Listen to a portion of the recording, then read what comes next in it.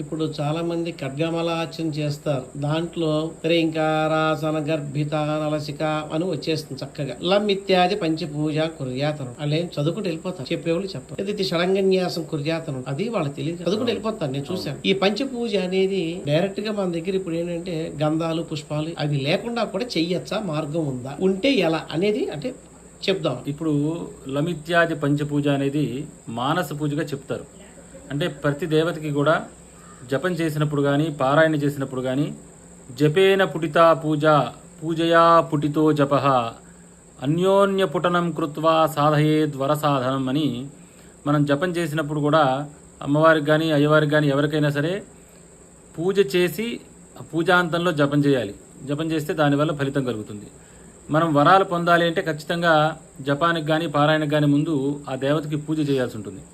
అయితే ఈ పూజ విగ్రహారాధన కానీ యంత్రారాధన కానీ మనం ఎదుర్కొంటూ ఉండి ప్రతిసారి చేయలేకపోయినా మనకి భగవంతుడు సాధనలో మన ఋషులు ఏం చెప్పారంటే పంచభూతాత్మకమైనటువంటి ఈ పంచవిధమైనటువంటి పూజని పంచపూజ అని చెప్పారు. ఎట్లా అంటే మనం ఈ జీవితం మొత్తానికి అంటే ఈ సృష్టి మొత్తానికి కూడా ఆకాశము, వాయువు, అగ్ని, నీరు, పృథివీ ఈ 5 కూడా పంచభూతాలు ఎంత ఆవశ్యకమో వీటన్నిటి నుంచి కూడా భగవంతుడికి మనలో ఉన్నటువంటి ఈ పంచభూతాత్మకమైన శరీరం నుండి మనం ఆయనకి పంచపూజ చేస్తాం.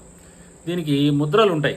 మనం గంధము, పుష్పము వీటితో మనం విడివిడిగా ఆయన దగ్గర ఏం పెట్టక్కర్లేదు.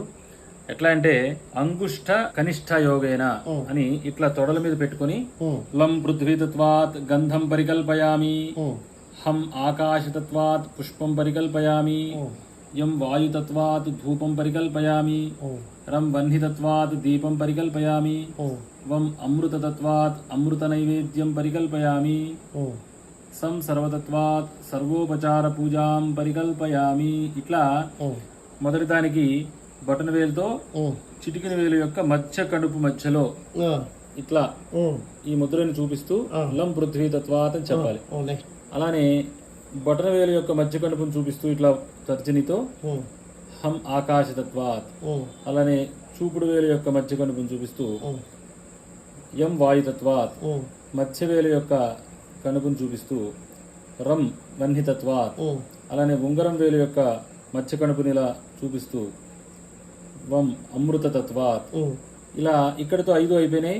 తర్వాత సర్వాంగుళి యోగం అని ఇలా ఈ విధంగా చేపెట్టి సం సర్వతత్వాత్ సర్వోపచార పూజాం పరికల్పయామి అని మనం భావన మాత్రంగా ఈ ముద్రను చూపిస్తూ మనం వారికి గంధము, పుష్పము ఇవన్నీ సమర్పించినట్టు భావన చేయాలి.